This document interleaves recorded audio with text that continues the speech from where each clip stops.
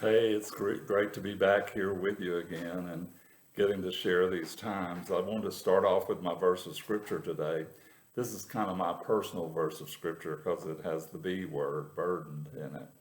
It says, "Come to me, all you who are weary and burdened, and I will give you rest." Matthew 11:28. And in this time, truly, we've got to put our rest in the Lord and to know that He's above all this coronavirus and all of these masks and everything. And he's greater than all that. And He didn't make us for this kind of an end. He's going to be back to claim His place as King of Kings and Lord of all lords. The story that I wanted to share with you today, Teresa reminded me of it. Um, in those college days, we had revival teams, and we were always going around different churches, some church for 2 or 3 days, some church for a week. And I was with this pastor and his wife, and I'd gone to college with them for 2 or 3 years, and they'd gotten married during that time, and I was a groomsman in their wedding. So good friendship here, and they asked me to come stay with them for these 4 days and do a revival at their little church. And so sure enough, we did Thursday night, Friday night, Saturday night, and Sunday morning.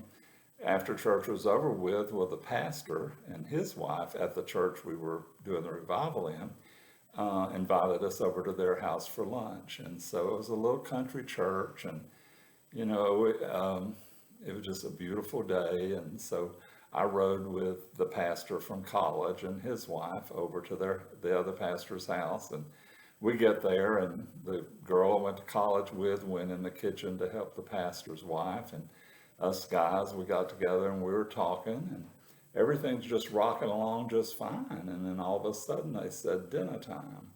And boy, that was the word we wanted to hear. So we ran into that, or walked into the dining room and found our places around that table. And right in the middle, there was the biggest bowl of potato salad that you've ever seen.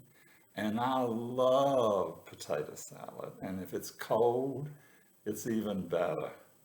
And so we sat down at that table, and they're talking and finally said the blessings and finally passing the food around. And I got that potato salad. I got me a big spoonful, and that wasn't good enough. I got me another big spoonful. And we went on through the meal, and I finished that plate. And best thing in the world wasn't going to be the dessert. It was going to be another helping of that potato salad. But I noticed as I was getting it that the preacher from college and his wife weren't eating it. And I thought, wow, this is the greatest stuff in the whole world. So anyhow, I got that potato salad, plop, plop, 2 big tablespoons of it. Started eating it, and oh, it was so good. And so we finished the afternoon off and got in the car, and we're riding home. And I punched him, and I said, why in the world weren't you eating that potato salad? That was the best stuff I ever laid my lips on. And the wife said, well, you want to know the truth? And I said, well, certainly I do want to know the truth. She said, well, when we came into the house, I went straight to the dining room to see what I needed to bring in or what I needed to do. And when I walked in there, they had this big old house cat, and the cat's laying on the middle of the dining room table, and that big old bowl of potato salad's there, and the cat's just eating out of the bowl. And she said, I called out, Louise, Louise, come here, we've got an emergency. And Louise walked in there, and that old cat's still just eating out of that bowl of potato salad, ruining it for everybody else. And Louise just went over there and picked that cat up, threw it off the table, picked up a big old tablespoon, and came over to the bowl of potato salad and just started rubbing it like this, saying, won't never know, won't never know. And that ruined me on potato salad from that day forward. Burdened.